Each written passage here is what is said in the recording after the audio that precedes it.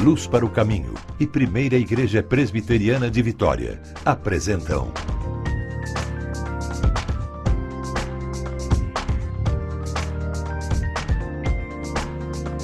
Cada Dia. Olá, começa agora o programa Cada Dia. O programa Cada Dia é um programa da Primeira Igreja Presbiteriana de Vitória em parceria com Luz para o Caminho.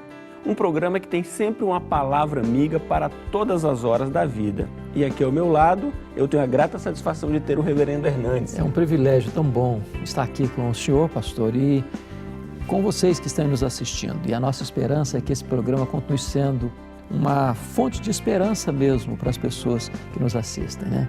Pastor, hoje nós iniciaremos uma nova série, intitulada Aprendendo com os Salmos. E vamos começar com o Salmo 1. Porém, antes de anunciar o tema do programa, nós queremos que você conheça um pouco da nossa igreja. Voltamos já, não saia daí. A Primeira Igreja Presbiteriana de Vitória está em solo capixaba há quase 100 anos. Seu compromisso é proclamar a palavra de Deus e fazer da educação cristã a base para a transformação do ser humano e da sociedade. A estrutura da Primeira Igreja Presbiteriana de Vitória oferece atividades para diversas idades e interesses. Eu acho que a escola dominical é o momento que a gente aprende mais a palavra de Deus e tem o estudo bíblico e é um momento de comunhão também com a igreja. Aos domingos, são realizados 2 cultos. O primeiro começa às 9 da manhã, com escola bíblica dominical em seguida, às 9h45, com classes para crianças, jovens e adultos. O segundo culto do domingo tem início às 7 horas da noite. Já na quarta-feira, é realizado o estudo bíblico, às 7h30 da noite. Assista aos cultos ao vivo no site www.ipbvite.org.br. Venha nos fazer uma visita. Avenida Beira Mar, 1025, Forte São João. Primeira Igreja Presbiteriana de Vitória. No programa de hoje, abordaremos o seguinte tema: o caminho da felicidade. Pastor Hernandes, o Salmo 1 começa com a expressão bem-aventurado. Vamos iniciar então explicando ao telespectador o que significa a expressão bem-aventurado? Vamos sim. É muito importante você entender que o livro de Salmos, que é o maior livro poético da Bíblia, o maior livro da Bíblia, ele é um receituário da verdadeira felicidade. E ele abre este salmo, abrindo todo o saltério, que são 150 salmos, tratando desse assunto, bem-aventurados. Na língua grega é a mesma palavra lá de Jesus nas bem-aventuranças, bem-aventurados. E o termo, tanto no hebraico quanto no grego, traz a ideia de uma felicidade plena, maiúscula, superlativa, abundante. Não é uma felicidade momentânea, passageira. Eu passei no vestibular, eu passei naquele concurso público, eu recebi um aumento no meu salário, fui no médico, meus exames estão maravilhosos. É aquela felicidade do momento, não, é uma felicidade plena, que atinge todas as áreas da vida. Uma felicidade que marca a vida no agora e por toda a eternidade. Muito bem. Pastor, o Salmo começa mostrando o que o homem não deve fazer no sentido de experimentar, de vivenciar a verdadeira felicidade. E ele começa dizendo o seguinte: bem-aventurado o homem que não anda no conselho dos ímpios, não se detém no caminho dos pecadores, nem se assenta na roda dos escarnecedores. São expressões que não são tão conhecidas assim do nosso público. É verdade. O senhor poderia nos ajudar na interpretação dessa questão? Muito obrigado, pastor. Veja bem, há aqui uma série de progressões no pensamento do salmista, e possivelmente de Davi, que escreveu o Salmo. Notem vocês, vão pegar os verbos. Aquele que não anda, aquele que não detém, aquele que não se assenta. Andar é movimento, deter é parar, assentar é acomodar. Agora, olhe outra progressão. Conselho, caminho e roda. Conselho é algo conceitual, né? caminho é um estilo de vida e roda é exatamente um lugar onde pessoas estão assentadas para compartilhar seus valores. E no caso aqui, valores ímpios. Tem outra progressão no texto. Ele diz o seguinte: ímpios, pecadores e escarnecedores. O que o texto está querendo nos mostrar é que a vida de pecado, ela nunca começa no seu sentido pleno. Ela vai começando. Uma coisa vai levando a outra, uma coisa vai puxando a outra. De repente a pessoa, ela escuta um conselho, de repente ela anda por um caminho, de repente ela se assenta para vivenciar aquilo que ela ouviu, no caminho que ela está andando, e aí entra um processo de derrocada, de decadência, de declínio da sua vida pessoal, da sua vida moral, da sua vida espiritual, atingindo a família, atingindo a honra, atingindo todos os setores da sua vida. Então, o que o texto está dizendo é o seguinte: você é feliz é por aquilo que você não faz. Quantas pessoas que por seguirem conselhos errados se deram mal na vida? Quantas pessoas que por andarem por determinadas práticas de vida se destruíram e destruíram as pessoas que estavam próximos delas? Quantas pessoas que por se assentarem em rodas de escarnecedores arruinaram a sua reputação, destruíram a sua honra, destruíram o seu bom nome, atingir e macular a família. Então, o texto está dizendo: você quer ser feliz? Você precisa evitar algumas coisas. Lugares, companhias e práticas erradas.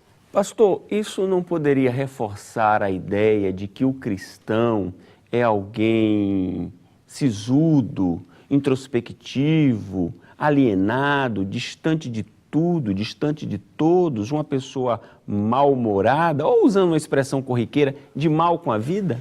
Pois é, essa é a caricatura que se faz do cristão. Talvez até pensando em determinados aspectos lá da Idade Média, da espiritualidade da Idade Média, onde as pessoas achavam que ser um cristão era viver alienado mesmo, era ir para um mosteiro, era ir para um monastério, era ficar sem comer, se autoflagelando. O quadro que a Bíblia traça do cristão é exatamente o contrário disso. O cristão não é aquele que tem um não na testa. Não pode isso, não pode aquilo outro. Ninguém é um cristão porque não fuma, porque não bebe, porque não dança, porque não adultera, porque não vai para carnaval, porque não faz farra, porque não vai para boate. Não. Isso não constitui um cristão. Você pode não fazer nada disso, não ser um cristão. Ser cristão é algo positivo, de vida plena. Jesus Cristo disse: eu vim trazer vida para vocês e vida em abundância. A Bíblia fala de uma alegria indizível e cheia de glória. A Bíblia fala de uma paz que excede todo entendimento. A Bíblia fala de um poder que é a suprema grandeza do poder de Deus. Então, ser cristão não é negatividade. Ser cristão é algo positivo. É você ter comunhão com Deus, é você se deleitar em Deus, é você ter prazer em Deus, é você viver na presença de Deus. E a Bíblia diz que é na presença de Deus que tem plenitude de alegria. Pastor Hernandes, nós estamos caminhando para o final do primeiro bloco e agora nós então enfatizamos, apresentamos o que não deve ser feito para que a felicidade seja vivenciada de forma plena. No bloco seguinte nós vamos falar de forma positiva, o que deve ser feito. Mas antes, eu gostaria que o senhor fizesse um convite ao nosso telespectador para que conhecesse a Primeira Igreja Presbiteriana de Vitória. A Primeira Igreja Presbiteriana de Vitória está ali na Avenida Beira-Mar, a avenida mais conhecida aí de Vitória. E você é o nosso convidado. Nós temos cultos todos os domingos, às 9 da manhã e às 7 da noite, e às quartas-feiras, às 7h30 da noite. Venha, traga a sua família. Nós ali pregamos com zelo, com humildade, mas com firmeza e fidelidade à palavra de Deus. A palavra de Deus é uma fonte de vida, de alegria, de verdadeira felicidade. Então, nós queremos repartir com você esta alegria que emana de Deus, que emana da palavra de Deus, que vai jorrar para o seu coração, para a sua mente, para a sua família. Nós vamos para um breve intervalo e voltamos já. Não saia daí.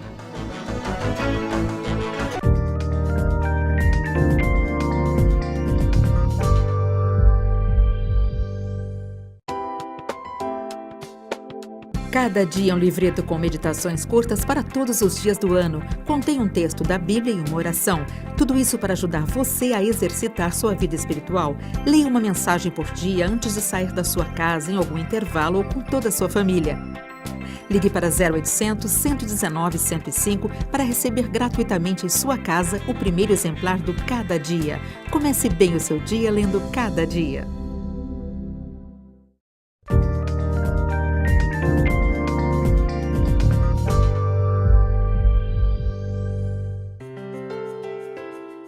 No bloco anterior, nós então falamos a respeito do que não deve ser feito na vivência da verdadeira felicidade, analisando o Salmo 1. E eu espero que você esteja com a sua Bíblia aberta, acompanhando a leitura do texto bíblico. Agora, no segundo bloco, nós vamos tratar do que deve ser feito. Exato. Até porque o senhor encerrou o primeiro bloco falando a respeito de alegria, de exuberância, de contentamento.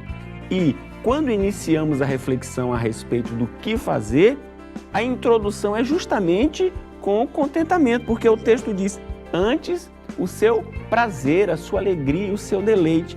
O que deve ser feito na vivência da verdadeira felicidade, pastor? Pois bem, o versículo 2 do Salmo 1 responde essa pergunta de uma maneira linda. Antes o seu prazer está na lei do Senhor, e na sua lei medita de dia e de noite.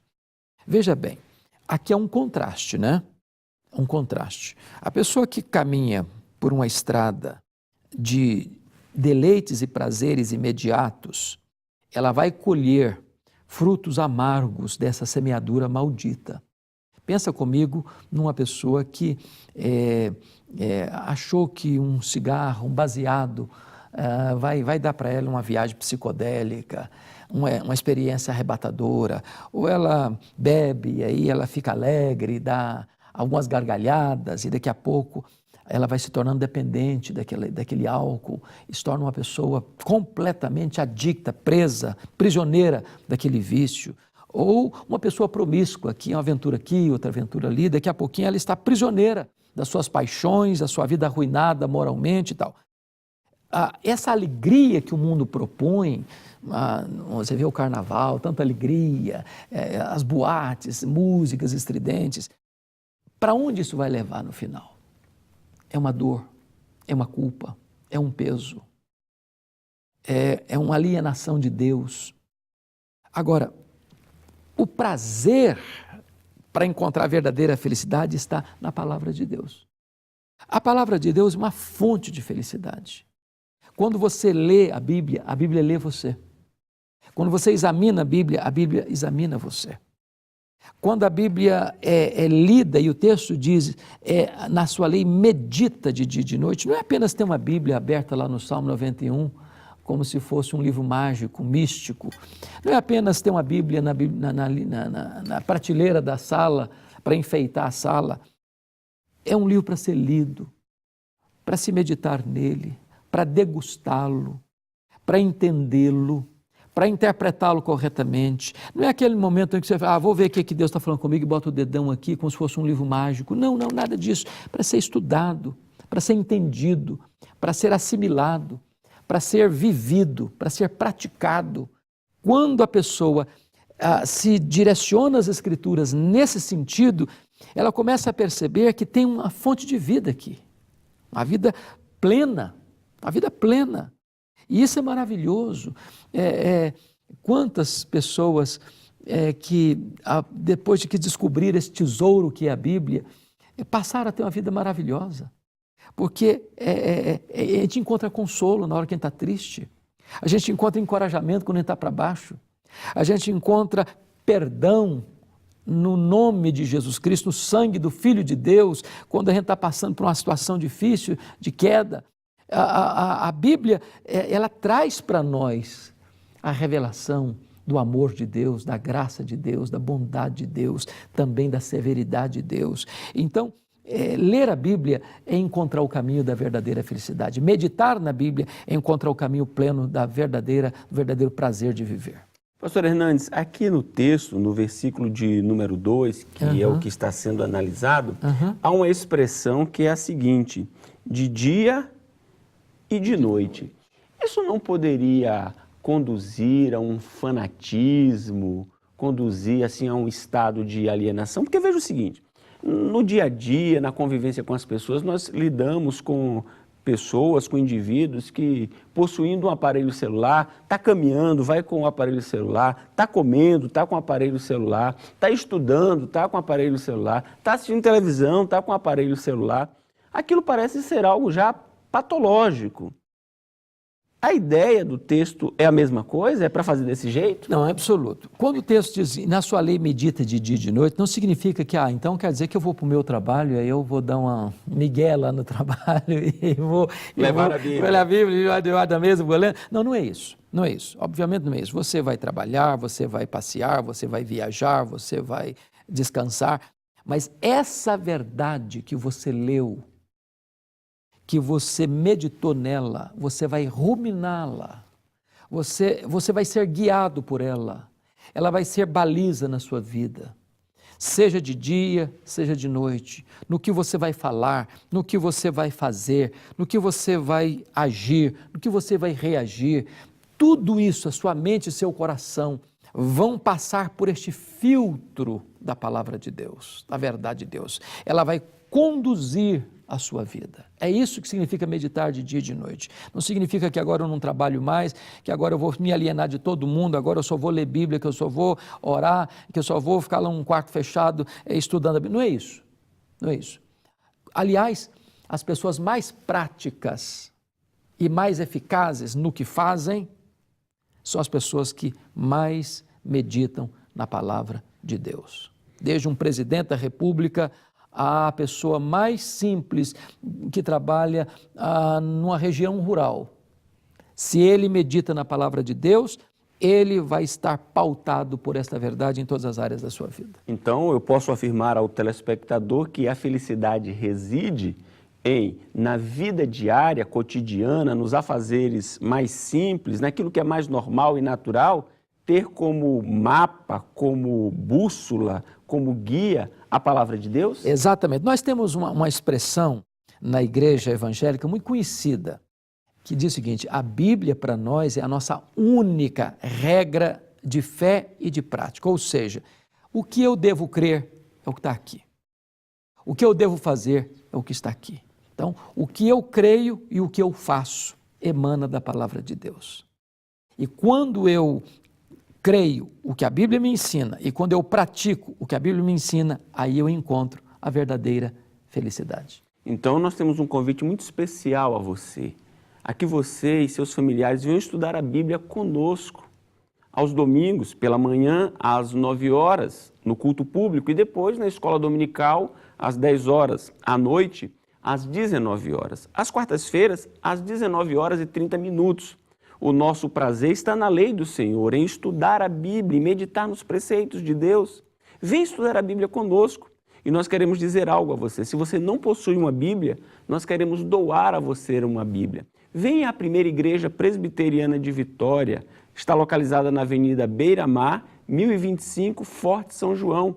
O nosso compromisso é partilhar com você a lei do Senhor, que restaura a alma, dá sabedoria aos simples e ilumina os olhos e alegra o coração. É isso mesmo. Nós vamos para um breve intervalo e voltamos já. Não saia daí.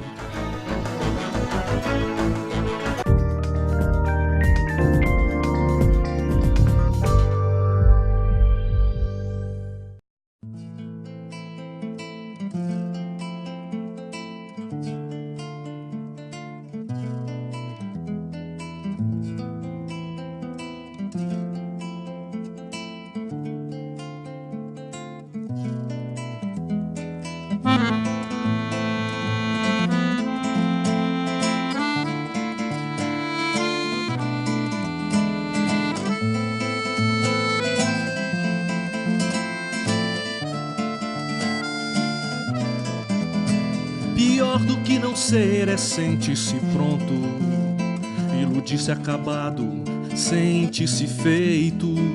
Pior do que não ver é não se enxergar, ter dois olhos para os outros e uma cegueira para si. Pior do que a mudez é não se calar, fazer das palavras suas armas ferinas. palavras, pior do que não ter é não se amar. Pois só sabe amar quem aprende a calar, quem aprende a se ver, quem aprende a ser, quem aprende a se dar.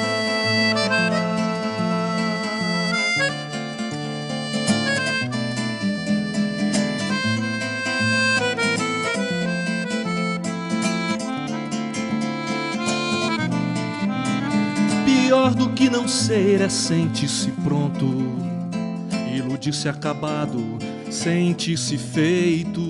Pior do que não ver é não se enxergar, ter dois olhos para os outros e uma cegueira para si. Pior do que a mudez é não se calar, fazer das palavras suas armas ferinas. Pior do que não ter é não se amar.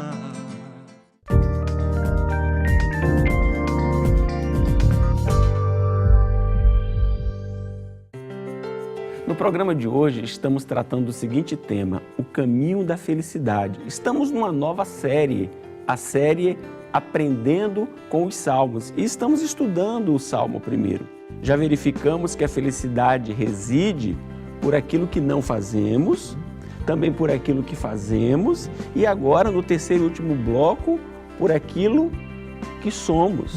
Então, a felicidade passa por aquilo que o homem é, quem o homem é. Exato. Pastor Hernandes, o versículo 3 diz: ele é como a árvore plantada junto à corrente de águas, que no devido tempo dá o seu fruto, e cuja folhagem não murcha, e tudo quanto ele faz será bem sucedido. Por que essa comparação, essa metáfora com a árvore? O que é curioso, pastor, é que logo no verso 4 ele já começa a tratar do contraste do ímpio.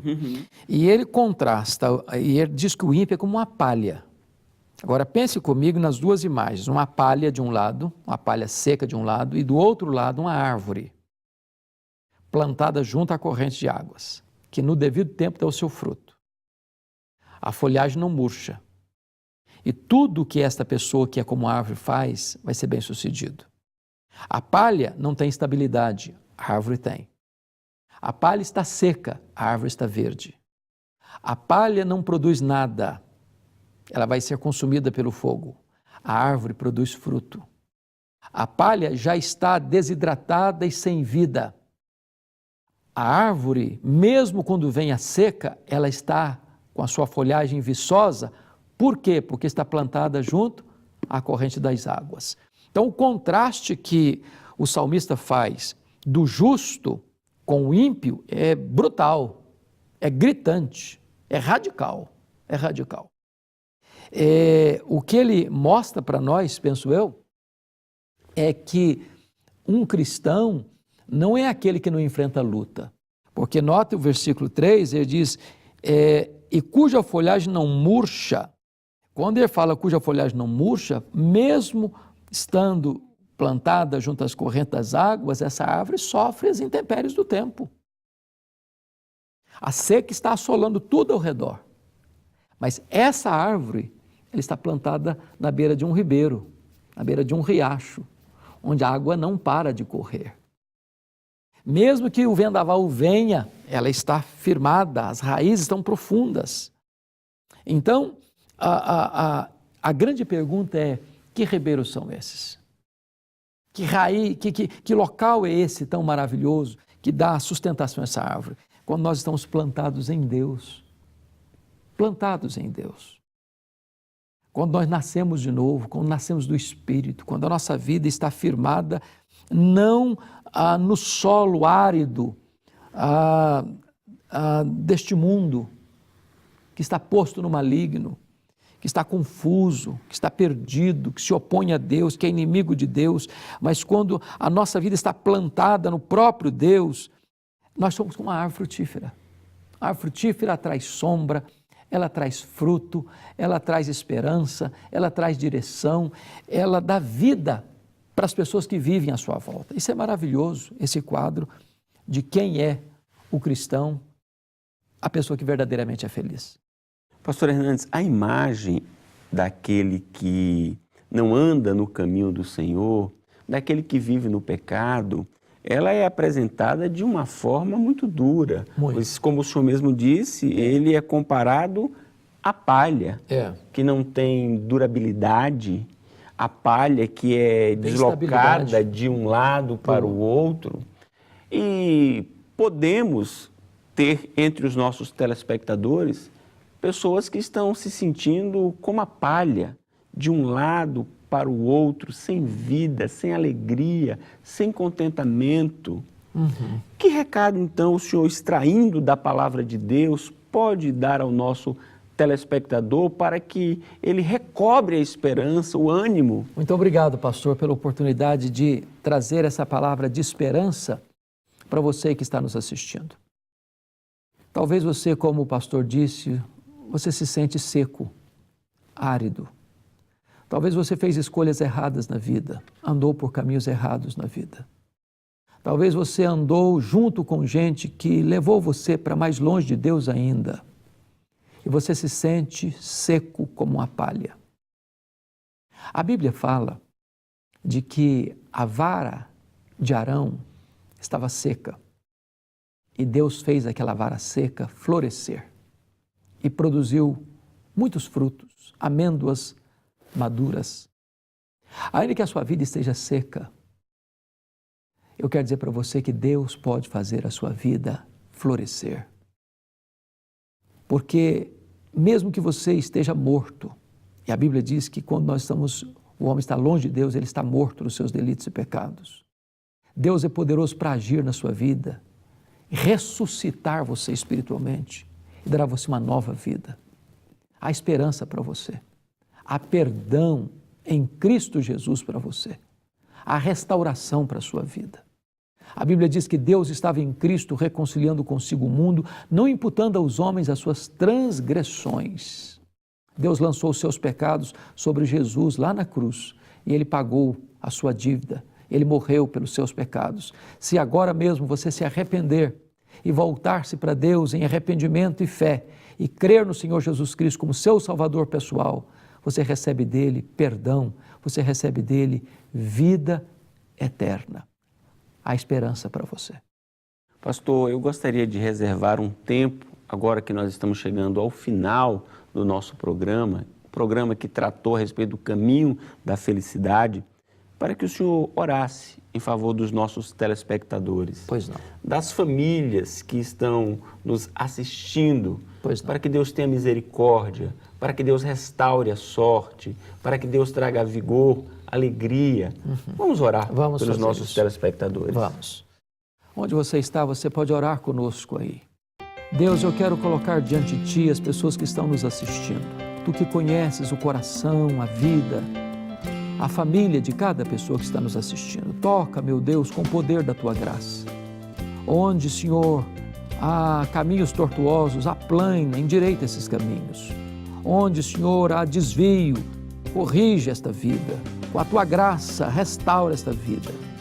Com o sangue do Cordeiro, Teu Filho Jesus Cristo, limpa este coração de toda mácula, de todo o pecado.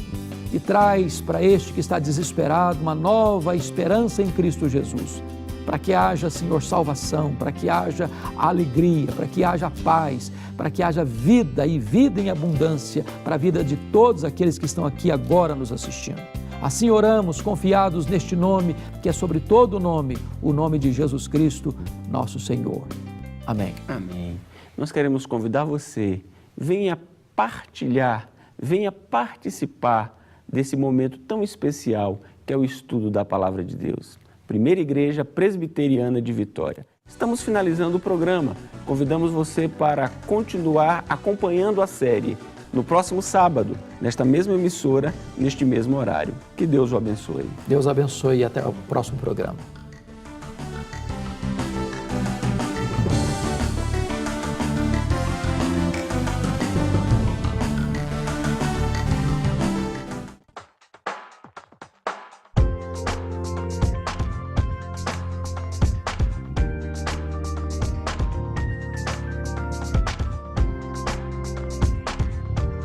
Cada dia.